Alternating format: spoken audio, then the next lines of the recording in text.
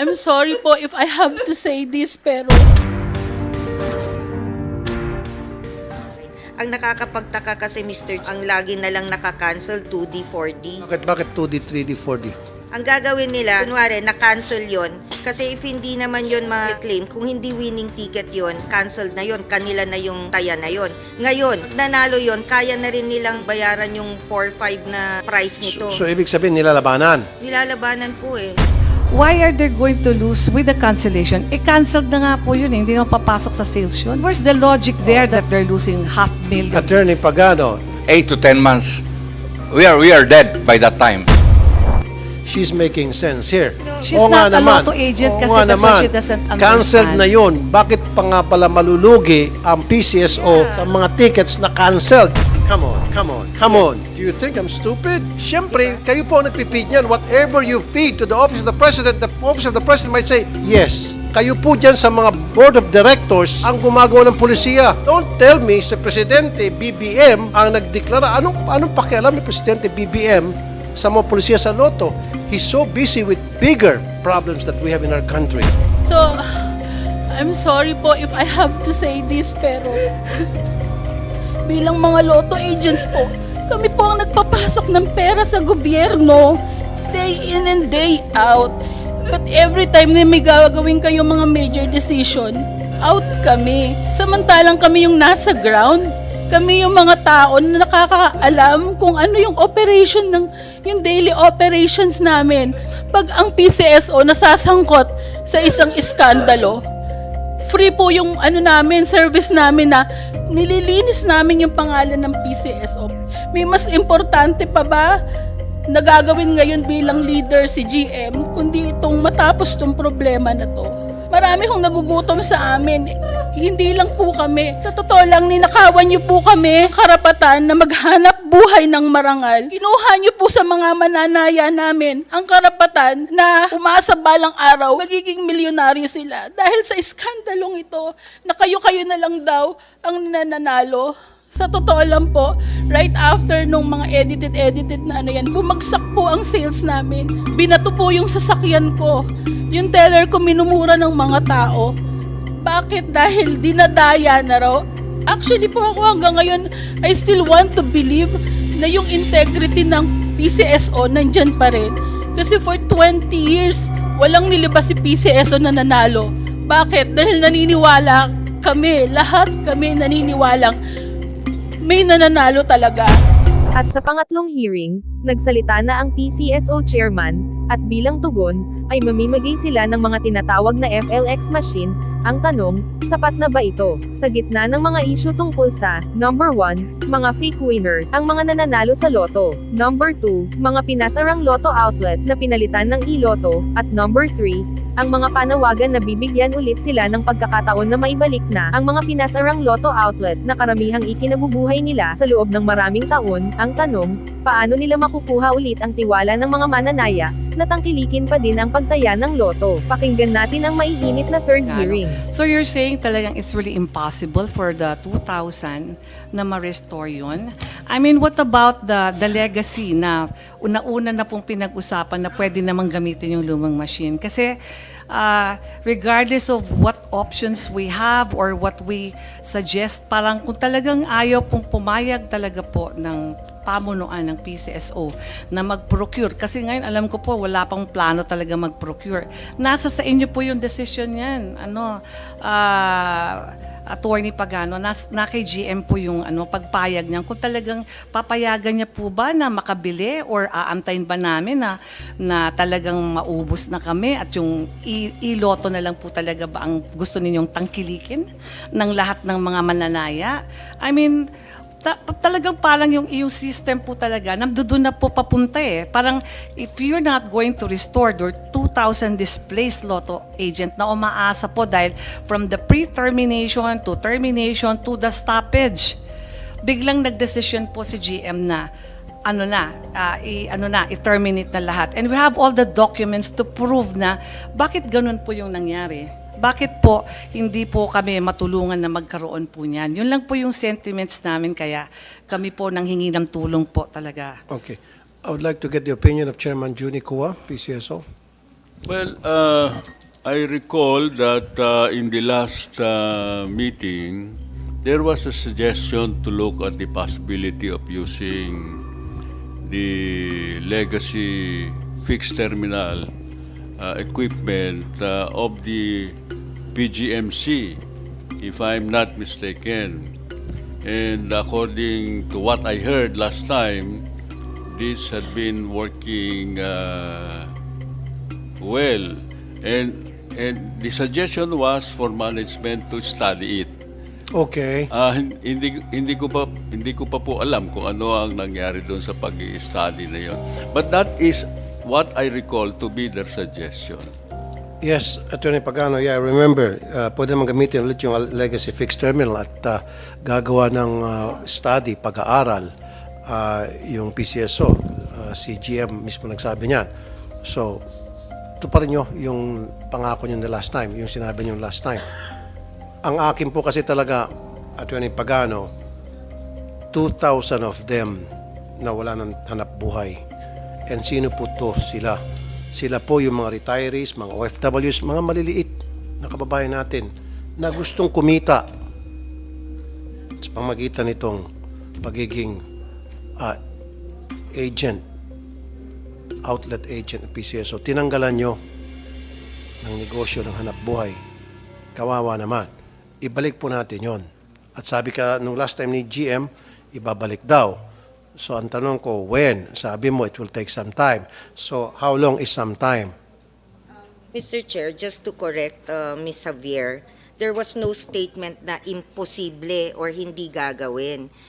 Like I mentioned earlier, it will take the supplier 8 to 10 months. This is the provider, where we are going Okay, sige, to 8 to 10 months. Yes. So in 8 to 10 months, may babalik na sila And this sa is not the operation. legacy system. This is the PLS, the Philippine Lottery System. Why PLS? Samantalong last time, sabi ni GM, yung legacy fixed terminal pa rin. Pag-aaralan nila, titingnan nila kung anong pwede magawa doon para ma-incorporate sa present system ngayon. Okay. Let me say, just for the sake of this hearing, Mr. Chair, that we will be able to ask the owner of those Lotto terminals, which is PGMC, because Ms. Javier said that they prefer PGMC. Assuming that those terminals are still in working order, ang next sasabihin na naman nila, luma na to, palpak to. So actually, Mr. Chair, this is a management decision of PCSO that we are studying the possibility of just getting new terminals. Because what Ms. Javier is saying, we'll use the legacy system, which are old terminals of PGMC. Yun po. And then, if we will use that, may problema na naman po yung terminal na yon, mananagot na naman kami. So what it's actually, Mr. Chair, as already stated by GM Robles last time, the legacy system or terminals are actually end of life already, Mr. Chair, and is not compatible with the Philippine lottery system. So if you look at... I know, I remember that. Pero sabi niyo, pag-aaralan niyo kung paano ma-incorporate itong Yes. legacy fixed terminal sa we- present system Yes, from the last para hearing- mapagbigyan sila. Yes, from the last hearing, Mr. Chair, may I already inform this committee respectfully that we studied already the possibility of using the legacy terminals, and it is no longer feasible, Mr. Chair. It is not to the best interest of government. So if it's no longer feasible, meaning bibigyan niyo sila ng bagong terminal. At, That's at what yung I was sinasabi niyo, it might explaining. take 6 Yes. to 8 months. 8 to 10 months. 8 to yes. 10 months. Yes, Mr. Chair. Ms. Javier, 8 to 10 months? Mr. Pulay? Chair, may I allow our SOCMED to Yes, speak of with course. regards kasi Ma'am pioneer agent Clariza po yan. Imperial, social media ng Pulay. Good morning po, Mr. Chair. While we really talaga pong ina-acknowledge naman namin yung effort ni PCSO about yung bagong system na gagamitin namin, sana naman during your studies na ginawa, sana kinonsider nyo po yung mga lotto agents. We are renting po ng mga pwesto at hindi lang 1,000, 2,000. Most of us, more than 10,000. Imagine po, kung 10 months po kaming tetenga na nagbabayad po kami ng renta at hindi pa namin alam kung kailan talaga yon, talaga po nakakasama ng loob, Mr. Chair. Kasi hindi lang naman po talaga 2,000 na lotto agents ang naapektuhan. bawat isa po sa amin, at least may isa or dalawang tellers, which is sila po yung mas nakakaawa. Sila po yung mas tinamaan ng malaki kaysa sa amin. Kasi po kami, may mga ibang hanap buhay po kami. Pero itong mga lotto agents na to, like yung tellers, I'm sorry po. Like po sa case ko, dati kasi marami po akong loto. So, natanggal kasi bumaba yung mga sales, sinara ko po. Binigay ko sila sa ibang mga bagong lotto agents na kabubukas pa lang nila, 3 months, 4 months, binigyan na sila ng termination notice. Ang isang lotto outlet po, para makita po namin yung established na sales namin, we have to operate for at least 6 months to a year. Hindi po ganun kadali ngayong kumita sa lotto kasi tabi-tabi na po kami. Pinagtabi-tabi kami. Ang dami naming kakompetensya, produkto pa ng PCSO. So, ang hirap po para sa amin. Yung pong 2,000 lotto agents, may kasama po kaming mga tellers na mas mahirap pa po sa amin. Na sa totoo lang po, wala po silang kabuhayan ngayon. Wala po yung iba sa kanila talagang makain kasi wala na po kaming ipapasweldo sa kanila. I'm sorry po for being emotional again kasi more than 20 years na po akong lotto agent. And since the time na nagkaloto po yung pamilya namin, tuwing may uupong bagong GM, pag pumalpak yung mga desisyon nila, kami po yung naaapektuhan ng malaki. Nagtatrial and error sila. Kami yung naaapektuhan ng malaki. Sana maintindihan po ng lahat na bilang mga lotto agents po, kami po ang nagpapasok ng pera sa gobyerno day in and day out. But every time na may gagawin kayo mga major decision, out kami. Samantalang kami yung nasa ground. Kami yung mga tao na nakakaalam kung ano yung operation yung daily operations namin. Pag ang PCSO nasasangkot sa isang iskandalo, free po yung service namin na nililinis namin yung pangalan ng PCSO for the sake na kami yung unang naaapektuhan. So, I'm sorry po if I have to say this, pero mukhang sa tingin ko, hindi committed sila eh. May mas importante pa ba na gagawin ngayon bilang leader si GM, kundi itong matapos tong problema na to. Marami hong nagugutom sa amin. Hindi lang po kami. Sa totoo lang, ninakawan niyo po kami ng karapatan na maghanap buhay ng marangal at kinuha niyo po sa mga mananaya namin ang karapatan na umasa balang araw, magiging milyonaryo sila. Dahil sa iskandalong ito, na kayo-kayo na lang daw ang nananalo. Sa totoo lang po, right after nung mga edited na yan, bumagsak po ang sales namin. Binato po yung sasakyan ko. Yung teller ko minumura ng mga tao. Bakit? Dahil dinadaya na raw. Actually po ako hanggang ngayon, I still want to believe na yung integrity ng PCSO nandyan pa rin. Kasi for 20 years, walang nilabas si PCSO na nanalo. Bakit? Dahil naniniwala kami, lahat kami naniniwalang may nananalo talaga. Ako, na-witness ko po yan kasi dati po, talagang pag nagdodraw po, may mga judges dyan, live lahat. So alam naming totoo po. Yung 400 na yon, masasabi ko po sa inyo na totoo po naman talaga yung mga nanalo na yun, hindi naman po yung dinaya. Possible talaga na may ganung manalo.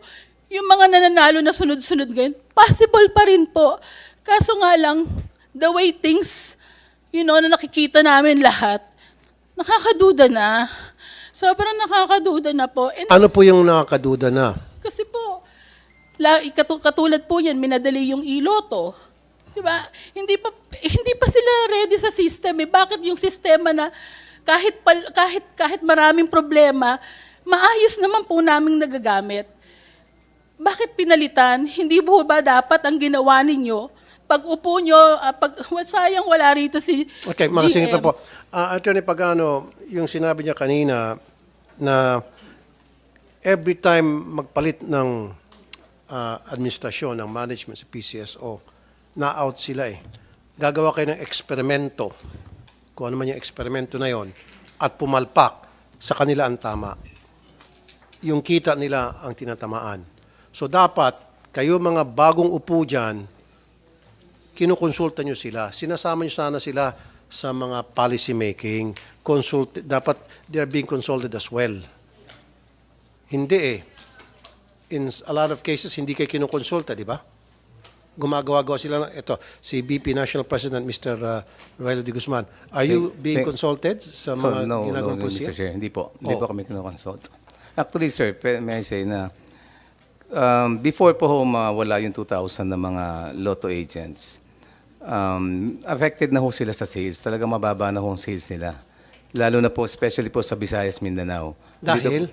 Dahil po yung sales po ng lotto, 30 to 70% po sa digit game. Yung digit game po, ang nangyayari, ginagamit po ng STL.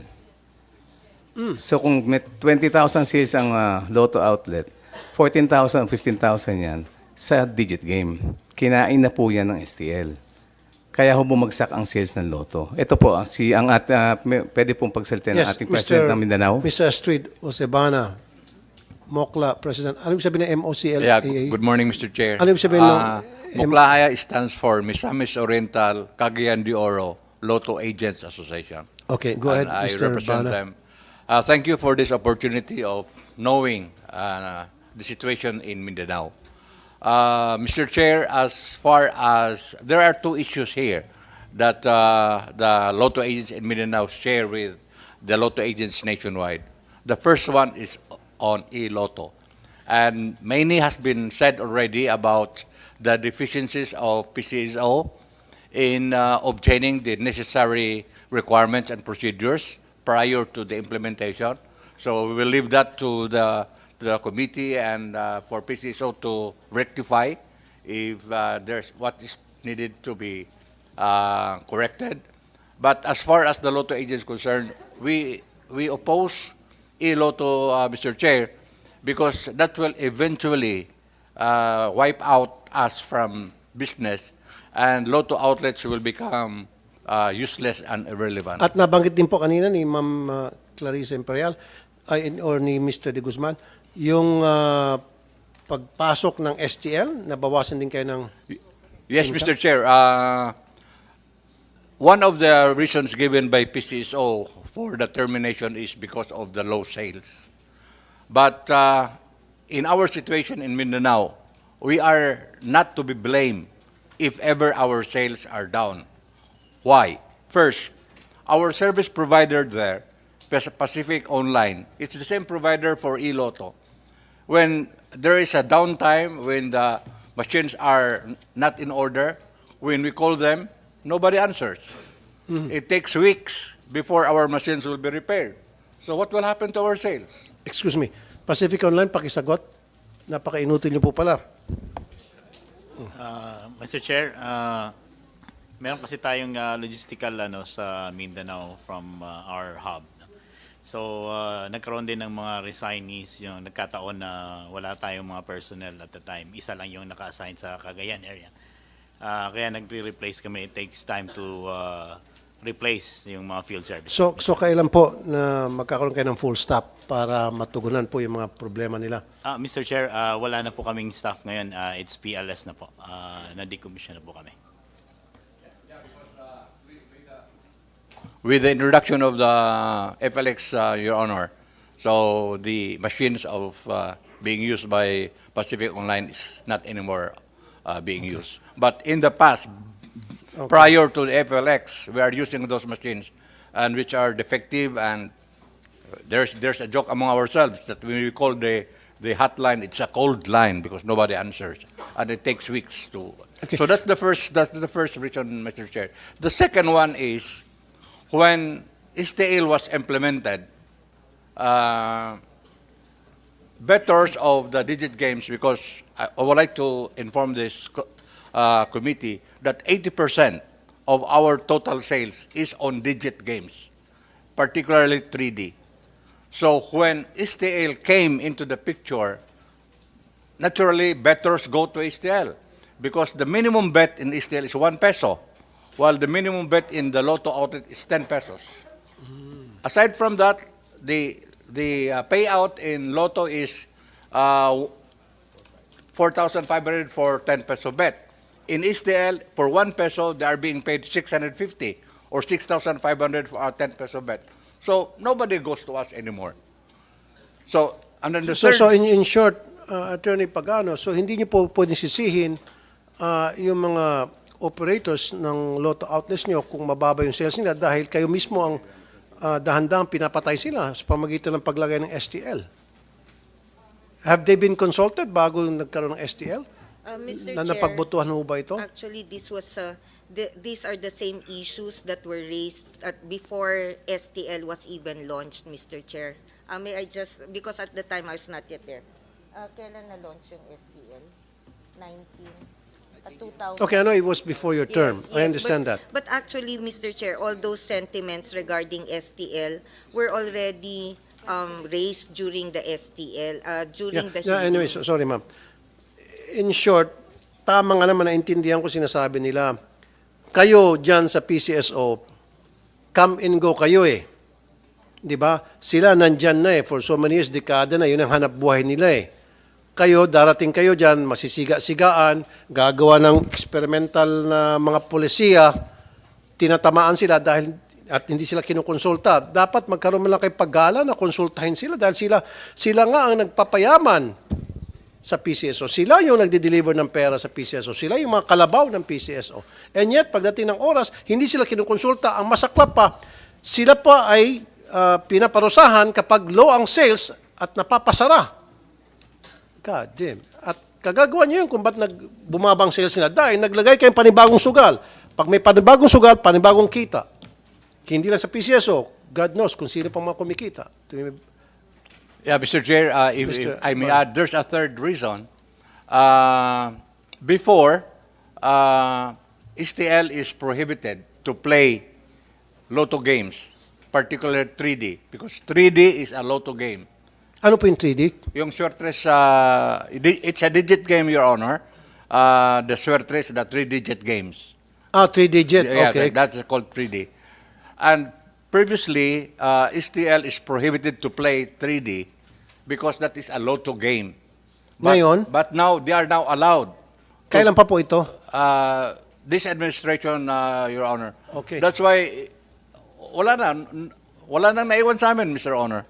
So, Attorney Pagano, bakit pinayagan na mapunta sa STL yung 3-digit game na dapat hindi? Ito pala ang isa pang kumakain sa kinikita ng mga Lotto agents. This was approved by the Office of the President, Mr. Chair.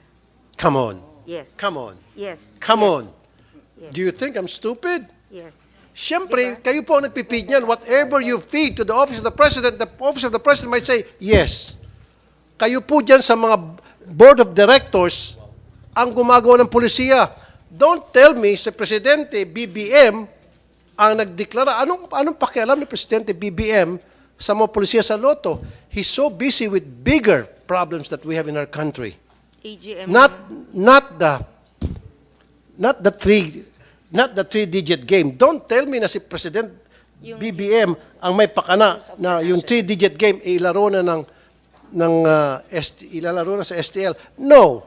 Kayo po dyan, mga Board of Directors, ipinid nyo po sa Office of the President. Natural yung Office of the President, siguro through the ES, pipirma yan kasi sinubo nyo sa kanya eh. Sinabi nyo, nagkaroon kami ng board resolution, aprobado na itong 3-digit game, ilalaro na sa STL, isinubo nyo sa Office ng President, nandiyan sa desk ni ES, pipirma niyan. Galing sa inyo, manggagaling sa inyo. Don't tell me na manggagaling kay Presidente mismo yung idea. Kaya nga sabi ko, I'm not stupid. Anyway, ang sa akin po, nakita ko aping-api talaga to mga Lotto outlets natin. Gusto ko po yung napag-usapan, maibalik yung 2,000 na mga Lotto operators. And then, yung iba pang mga pulisya na gagawin nyo po ngayon, they have to be consulted. Siguro, I would like Chairman Junico to be involved. Nandiyan naman yung office niya and he'll be more than willing to assist. Okay lang ba? Chairman Kua? Yes, certainly, Mr. Chairman. Yeah, kasi nakikita ko po, dehadong-dehado po sila for the longest time. Yes, Mr. Bana? Mr. Chair, to end my testimony here, the problems has been exposed already. So if I may suggest Go ahead, solutions to the terminated 2,000 Lotto agents and even the existing 6,500 Lotto agents. Number one, the long-term solution, as mentioned, is for PCSO to procure additional FLX machines. But Ano as- po, additional? additional FLX machines. The present one that they are deploying to 6,500 Lotto agents. So procure more, especially it to be given to the 2,000. to the Yun nga 2,000. po sinasabi ni Attorney Pagano na it might take 6 to 8 months, right? Okay. Okay now, sa inyo yun, 6 to 8 months. Basta we- may guarantee, Attorney Pagano, may guarantee na in 6 to 8 months, yung, may bibigay yan doon sa mga 2,000 na nawalan. Attorney Pagano. And 8 to 10. Sorry, 8 to 10 months. We, Okay sa yeah, inyo yan? Mr. Chair, we understand the legal procedures and requirements for the procurement. And as Ms. Imperial mentioned, 8 to 10 months, we are dead by that time. So the second suggestion that I may for the medium term is to use the machines of PGMC, which was the legacy, which was used here in Luzon. And to my understanding, it is still usable. So as a stopgap measure, maybe we can use that. And we are made to understand that there was a study made by the game sector that it's not anymore usable or it's not compatible. But I'm sorry to say this, but that is a self-serving statement. Let an independent entity check whether it can still be used, because you are willing. Now, of course, there will be problems because it's an old machine, but that is better than none. Okay? So, Okay, I would suggest okay, that... may suggestion po ako, ganito. Habang iniintay po yung 8 to 10 months na FLX machines, bakit hindi po muna natin paggamitin sila nitong legacy fixed terminal?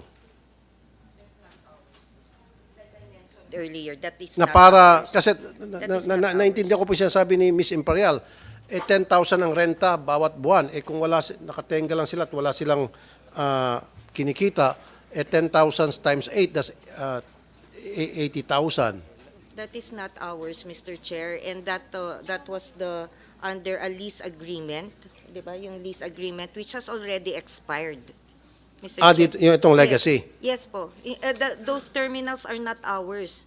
The lease agreement over those terminals has already expired last year, Mr. Chair. So wala nang gumagamit nito. Wala na po. And it's owned by PGMC. I have not even talked to PGMC if they still have those terminals.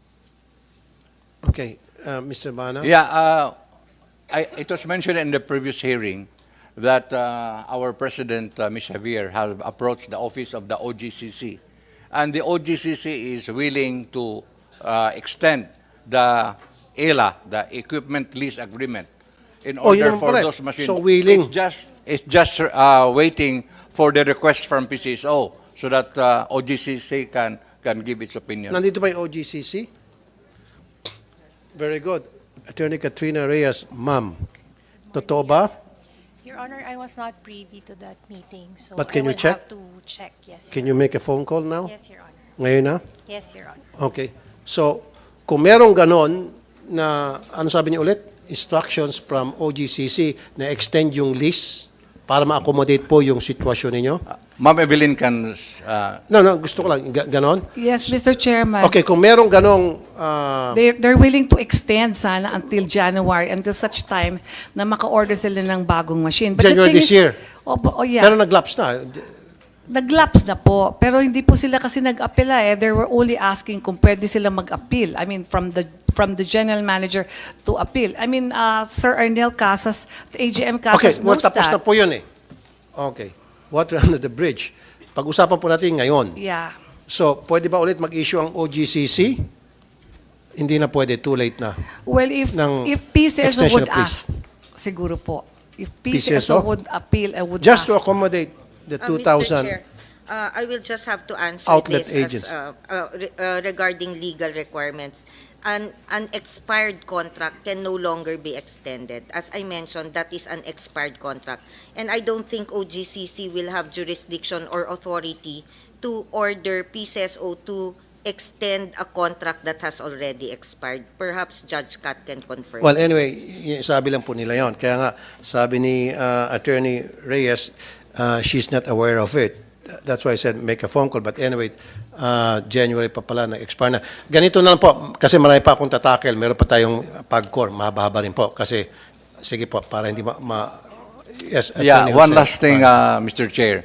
As an immediate assistant to the Lotto agent, may we request that STL Games, kinuha na yung Lotto sa iLotto, kinuha na po yung 3D sa STL Games.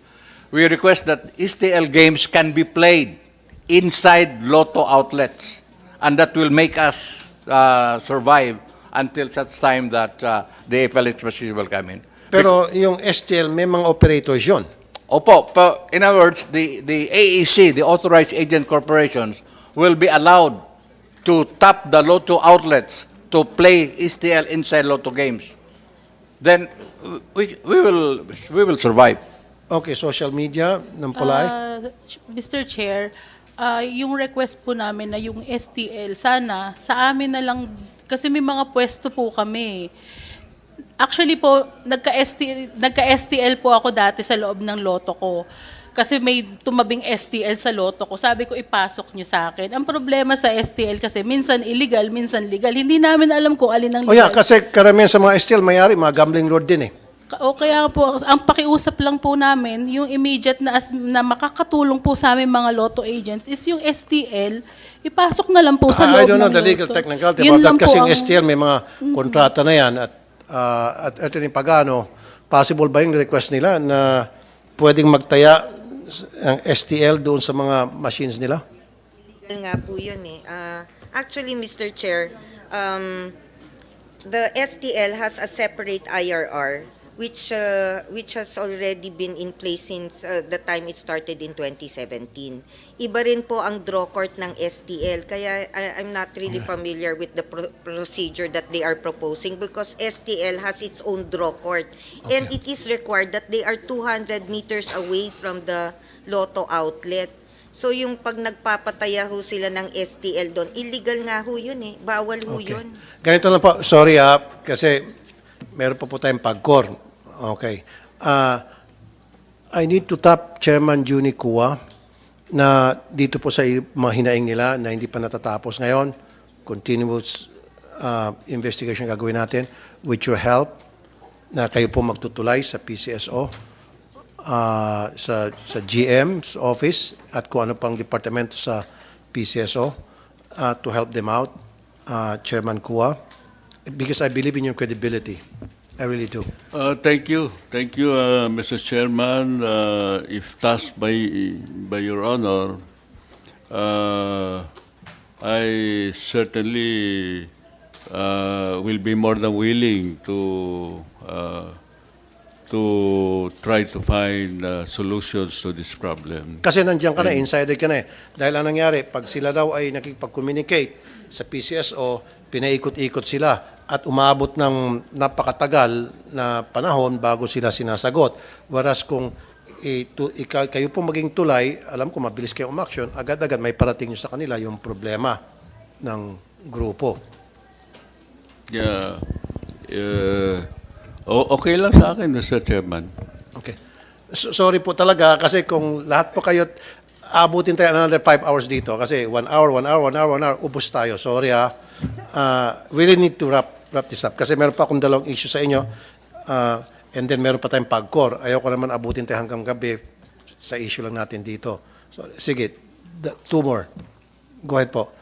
Mr. Chair, last year po nag-approach na po kami kay Chairman Kua regarding po dun sa ginagamit ng STL yung result namin. Tapos nagulat kami, in-approve ng PCSO na gamitin yung result ng 3D. I'm sorry. Lumapit kay Chairman Kua. Opo. nagreklamo ho yung mga lotto agents na ginagamit ng STL yung result ng 3D, especially sa Visayas Mindanao and 2D sa Luzon. So walang nagawa si Chairman? Hindi ko po alam. Chairman? Sorry, Mr. Chairman, Mr. Go. I recall that this problem was relayed and brought to my attention. But of course, this matter are decisions to be made by the board. And I recall that when this matter was brought to the board, I expressed a different opinion. Okay. So you expressed a different opinion, but was that communicated to them para malaman nila na gusto mong mangyari yung request nila, kaya lang na outvoted ka because you're only one? You're a member of the board also, right? Yes, yes. I'm the chairman. I also vote. Kaya nga, isang But, boto. Pero dapat na-communicate yun po sa kanila. That was already, when the board decided, it was of course executed by the management and it was relayed to them. Kasi So, po isang boto lang po siya eh. So, it doesn't mean na lumapit kayo sa kanya, wala siyang ginawa, meron siyang ginawa, kaya lang. Actually, sabi po ni Chairman, kampi naman ho siya sa amin regarding, ayaw niya hong ginagamit ng STL yung result ng 3D. Kaya ito lang po, Mr. Chairman, pag meron po sila mga hinaing and then pumunta sila sa iyo, and then kung sa tingin niyo po, pinaikot-ikot kayo, pwede ba kayo pumunta sa amin, ihiring natin para ma-expose in the name of transparency, malaman natin Pwede. kung umaksyon ba o hindi ang PCSO. Pwede po. Okay, Pwede gano'n po. naman po. If that At is least meron the- na kayong tulay si Chairman. And I If really trust his credibility. I know, Chairman Kua, this gentleman has been a public servant for so many years and impeccable po ang kanyang credibility. So, nakita niyo naman po yung hindi niya natugunan yung sumbong dahil isa lang siya sa board. Pinagbubutuhan po yan. Okay? Thank you po. Thank you, Mr. Sige Chair. po. Thank you, Chairman Tua. Sunod po Thank you. na ating... Ma'am, meron pa ulit? Thank you. Sunod po natin ngayon ay, nandito ba yung DILG? DILG? Did we invite DILG? Isabina nga natin yung DILG. We have to issue a subpoena sa DILG. Itong mga taga-DILG, anong nangyari? Sabi, on the way? Walang DILG?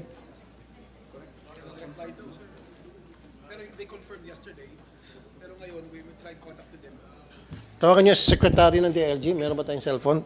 Can you call him? Grabe naman itong mga taga-DILG na to.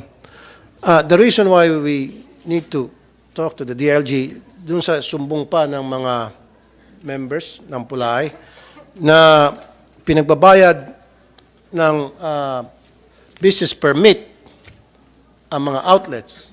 Samantala meron desisyon ang Supreme Court na hindi na dapat. Diba? So, bakit itong mga taga-LGU, dapat to the DILG, ayaw sumunod? Meron ba taga Batangas dito, LGU? Kayo po, City Legal, Batangas City. Attorney Sani Jose Rica Blanca. Good morning, Your sa'yo. Honors. Okay. Attorney Rica Blanca, hindi niyo po nirespeto itong desisyon ng Supreme Court? Your Honor, good morning. First, we would like to clarify, Your Honor, that we are only imposing a mayor's permit fee at a fixed rate of 5,000 pesos. We are not imposing a business fee based on the commissions earned of the lotto agents, Your Honor. And we have reviewed all the jurisprudence that have been cited by the PCSO and the letter sent to us by the PCO's Vice Chairman year 2022. And we believe, Your Honor, that these cases are not applicable to the issue at hand. Dito po sa desisyon ng Korte Suprema, kailangan po nila kumuha ng mayor's permit, pero hindi nila kailangan magbayad ng mayor's fee. Yan po yung nakalagay dito eh. Yung iba po nagko-comply na, so kayo na lang po dyan sa Batangas, ayaw pa mag-comply. Ayan po yan, may kopya ko kayo nito. In fact, I understand, napadalhan na rin po kayo ng letter ng DILG. O yung DILG nagpalabas na ng kanilang opinion. Kaya nga gusto ko nandito yung DILG para yung DILG mismo magsasalita at magsasabi. Kaso itong DILG, hindi sumipot. So, ito po, wala ba kayong kopya nito? Your Honors, meron po, nakatanggap po kami. Okay. And we have already submitted our position paper yesterday, Your Honor, Okay. answering those Position paper jurisprudence, Your Honor. na hindi nyo susundin itong Supreme Court decision na sinasabi, okay lang magbayad sila, mag-apply sila ng mayor's permit. Okay lang yon. Pero hindi na dapat sila kailangan pa magbayad ng mayor's fee. Ito yun eh. Kasi maliit na nga lang kita nila, sir. Eh. Kita mo, hindi ka ba naawa? Kanina pinag-usapan natin na kinakawawa sila. Diyan pa yung STL na papatay na yung kanilang kita, na yung 3-digit, etc., etc. Tapos sisingilin pa sila ng 5,000. Wag naman. Okay lang yun, sisingilin sila po yung sa environmental, sa garbage, o yung fire inspection. Ako ano man tawag doon? Regulatory fees po. Regulatory fees, okay lang yon, okay sa inyo, di ba? Yung sa mayor's fee, ang malaki, 5,000, dapat tablado na yon kasi yun ang sinasabi rito. Supreme Court decision.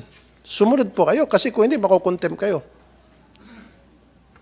5,000 lang, marami pa naman dyan mga negosyo sa Batangas na pwede nyo po sigurong, di ba, patawan ng mayor's permit fee. We will look into it, Your Honor. And Thank we you. submit, Your Honor. Thank you very much, Attorney Sani Jose Rica Blanca, at thank you in advance dun sa inyong mayor. What's the name of your mayor, sir? Beverly Rose Di Macuja, Your Honor. Okay, thank you in advance kay baby Mayor Rose. Thank you. Okay, isa na lamang. Parang ayaw ko nang banggitin to, pero since nasa agenda, itong mga kabo ng STL na napag-usapan no last time. Itong STL, galit sila sa STL eh. But anyway, trabahador din to, yung mga kabo na walang SSS, pilat pag-ibig. Di ba nung nag-hearing tayo nito many times, many months ago, sabi niyo magkakaroon na po, sinulatan niyo ako ng pag-PCSO, magkakaroon na po ng benefits yung itong mga kabo kasi ito naman talaga ang kumukolekta ng taya, kubrador, umulan man, uminit, pag nagkasakit, wala silang pambayad sa hospitalization, magmamakaawa pa sila sa mga STL operators, kuminsan nakakatikim pa sila masakit na salita. So, ano pong status itong mga kabo? Meron na ba sila mga benefits? Actually, Mr. Chair, for an STL to be able to operate, they have to submit SSS and PhilHealth coverage of their employees. However, for the AACs, the cabos and cobradores are actually not regular employees. They come and go, Mr. Chair. Meron yung housewife, papasok siya ngayon, mangongolekta siya, tomorrow wala na po siya. So, to be honest, Mr. Chair, it really depends on the legislative bodies to pass the requisite law regarding this because this involves SSS and PhilHealth. There are provisions of the SSS law. In fact, if you don't cover your employees, that's a criminal case, as well as the PhilHealth law. So, unfortunately, project or mga Attorney intermittent Pagano, employees ma'am. are not covered. Ma'am, for the second time, Yes, please sir. don't make me stupid here. No, Mr. Okay, Chair. ma'am, yung sinasabi mo, totoo yun. May mga housewife, come and go. Pero that's only 1%. Yung 99%, they stick. Sila pa rin po yung nangongolekta. Kaya nga po, kumikita po ng bilyones, ito po mga STL operators, kasi kung sila come and go yung kanilang mga kolektor, hindi sana kikita silang ganong kalaki. Kaya sila kumikita ng ganong kalaki dahil may mga suki-suki na yan, yung mga kobrador kabo, may mga suki na yan. Yung pagtataya nila, regular na. So, ma'am, kailangan po talaga magkaroon ng benefits to mga kabo. Kailangan po. Siguro pwede niyo po ilagay doon sa kondisyon sa pagbibigay ng prangkisa sa mga STL operators na dapat merong SSS Phil pag-ibig ang inyong mga kabo kobradores. Pag hindi, kakansilin ang inyong pong prangkisa. Ganun lang po yun. Kung gugustuhin, maraming paraan. Kung ayaw, maraming dahilan. Di po ba, Madam Attorney? You're a lawyer. Okay, ma'am? So, gusto ko po sa susunod na hearing, meron po tayo makikitang concrete document na decision na talaga magkakaroon na po ng benefits ng mga kabo. Kasi itong mga STL operators, and you will agree with me, some of them are gambling lords. Really. Some of them. Bong Pineda, ang daming STL. Kilalang gambling lord yan. Di ba?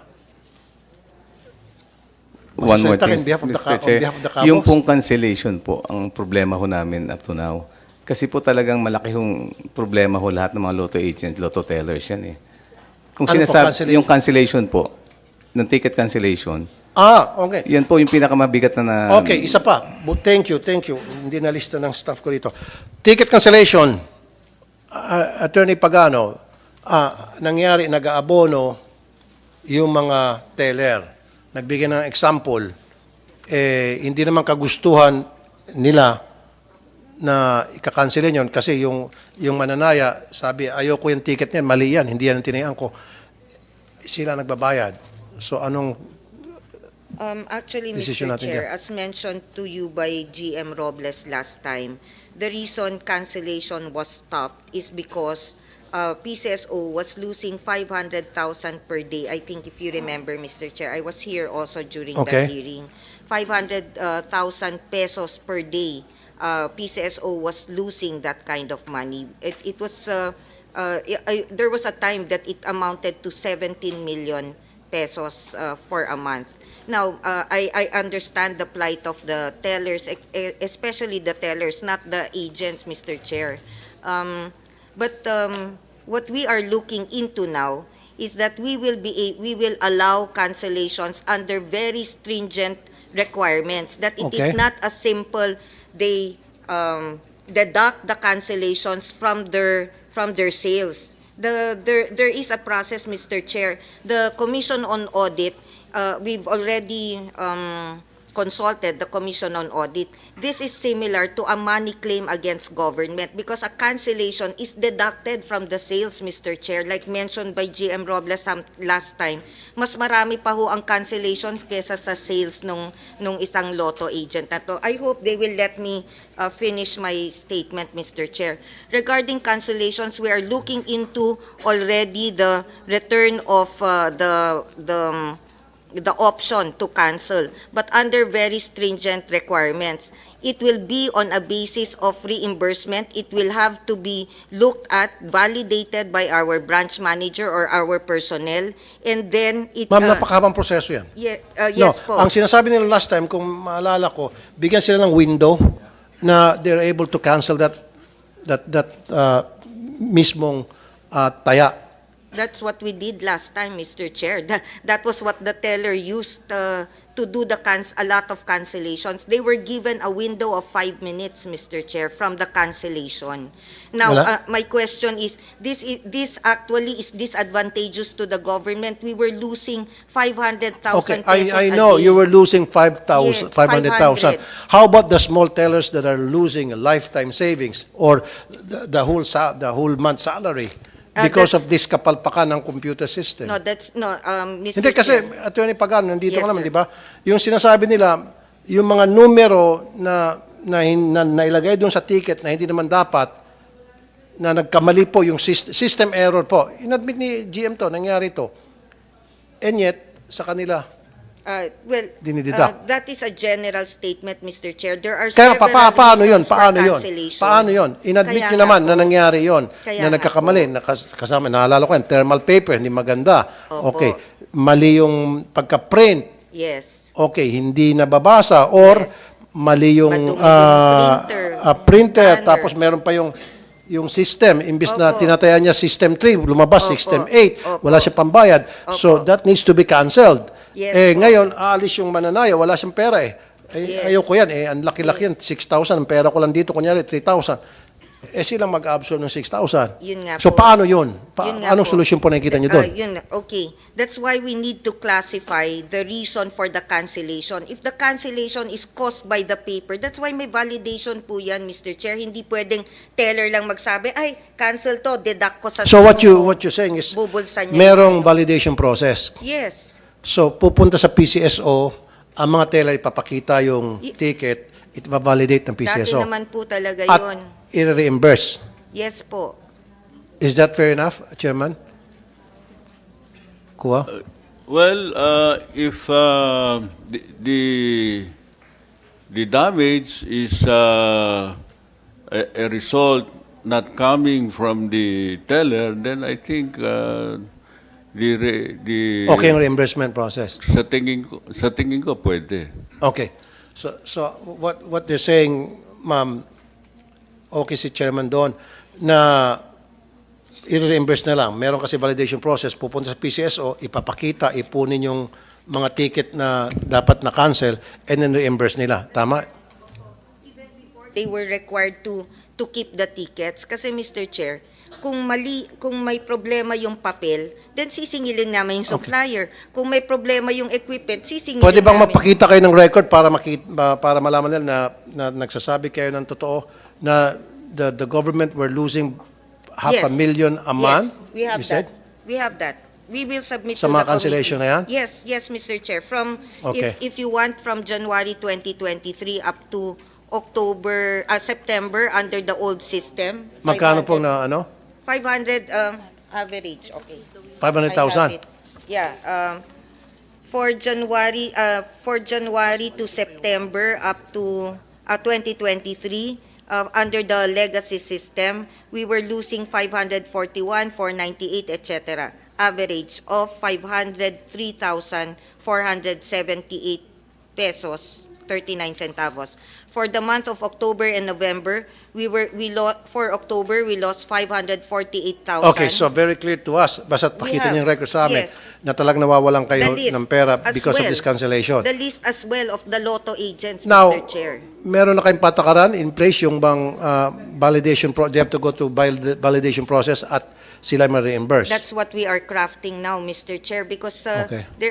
we practically should be given time instead of having to answer their crying So stories. what's wrong with that na kailan may validation process dahil magpapakita sila ng records dito na talagang nalulugit Mr. Chair. by the hundreds of thousands. Mr. Chair, a month. hindi naman po lahat ng lotto outlets nagkakaroon ng cancellation. Ang tanong ko lang, ano pong problema nyo doon? Ma'am, isa-isa lang. Ano Yes, sir. po? Ano problema nyo po doon na i-refund naman daw, i-reimburse as long as meron Actually, dadaan sa isang Mr. validation Chair, process? cancel na po yun eh.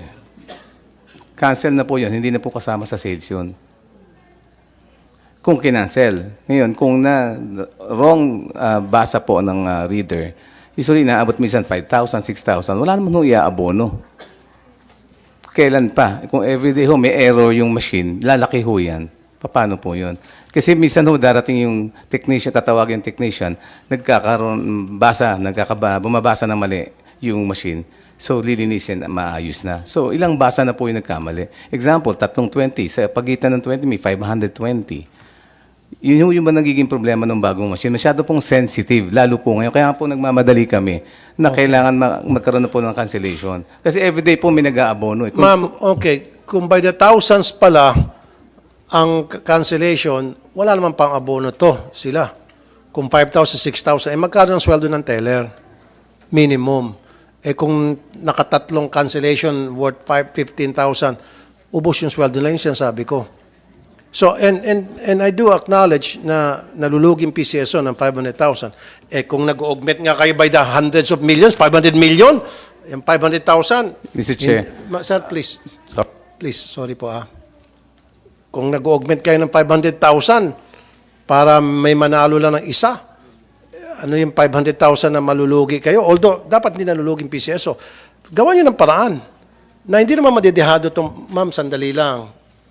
Kasi nagsalita ako, taasan kayo ng kamay. Nalilito po ako, please. Okay? Paano naman? Di ba sila? Paano kung yung wala silang pang-reimburse? Dapat pag mag-usap kayo, you have to Yes. come up with a system. Yes, Mr. Chair. Maybe we will have a cap. Like for example, you're allowed 5 cancellations, or something to that effect, Mr. Chair. And then more than that threshold, they really have to report that to the hotline. Ang nakakapagtaka kasi, Mr. Chair, based on our ang lagi na lang naka-cancel 2D, 4D. We have the 2D, data. 4D. Yes po. 2D, 3D, 4D. Yan po Bakit? lagi. Bakit 2D, 3D, 4D? Without having to say who did what. Ang gagawin nila, kunwari, na-cancel yon. Kasi if hindi naman yon ma-claim, kung hindi winning ticket yon, ano na yon, good as canceled na yon, kanila na yung taya na yon. Ngayon, pag nanalo yon, kaya na rin nilang anuhin yon, bayaran yung 4-5 na price nito. So ibig sabihin, nilalabanan. Nilalabanan po eh. And you have those records to show na puro 4D, 3D. 2D, 3D, 4D po. Pero yung Yeah. pumunta dito nung last time, hindi. Yung talagang regular lotto game. Yung 645. I did not see the proof that they presented. I did not see those documents. Kaya nga po, Mr. lalabas Chair. ko kayo ng polisiya na maging stick kayo dun sa mga 4D, 3D, whatever, 5D. Pero doon po sa mga big lotto games, dapat agad-agad, pag na-cancel, hindi naman pwedeng dayain yun, hindi naman pwedeng labanan yun,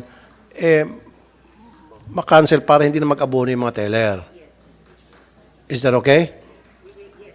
Mr. Doon Chair. sa mga 4D, 3D, We will classify again. Like, so magkaroon ng classification. Yeah.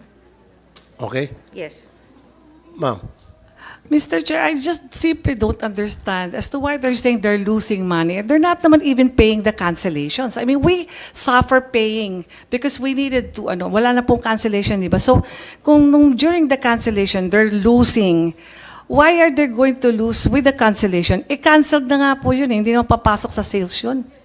So, it's just, I mean, where's the logic there that, they're saying that they're losing 500,000? Attorney Pagano, she's making sense here. She's Oo nga not a naman. lotto agent Oo kasi nga that's why naman. she doesn't understand. Cancelled na yun. Bakit pa nga pala malulugi ang PCSO sa mga tickets na cancelled? Hindi na nga pumasok pala yon sa kaban ng PCSO. Yun nga, sir. They make it appear that it was canceled and they deduct that, okay, you have sales, example. Example, sir. Magbigay ako ng example. Sa 4D, ang sales niya, 6,160 pesos. Okay, May 6,000. cancel siya. May cancel, Mr. Chair. 5,760 pesos. Okay, So, tama na. Lalabas sa records nila, papasok doon sa PCSO, halimbawa sa 4D. Canceled na po. Oh, cancelled how much? 6,000. Hindi, ang sales po niya, 6,150. Okay. Okay. Ang cancel niya, 5,760. Okay. Ang net sales niya, 390. Okay, Yun so na lang po natira. okay. So ibig sabihin ibinawas yung canceled doon sa sales na pumasok doon sa PCSO. Opo. Okay. We So- have naman, Mr. Chair, we have the documents. We're not making this up. It's not as if we can make up all this data. Okay. Siguro po, kailangan din natin ng third-party auditor na titingin dyan para tingnan yung records ninyo, babanggain doon sa records nila. Okay? We welcome that, Mr. Chair, para matapos na once and for all yung issue nila about cancer. And then welcome siguro that. bigyan nyo kami ng record para ipasa namin sa kanila yung Yes. mga sinasabi nyong lugi na 500,000 by the hundreds of thousands. Yes. Bigyan natin sila ng Yes. kopya so they We can will study it. welcome that, Mr. Chair. And then pwede nilang kontahin, pwedeng hindi. Pag kinonta nila, pupunta sila kay Chairman Kua, Yes, punta- sasabihin nila, Opo. and then mag-uusap-usap yung mga Opo. operators. Okay?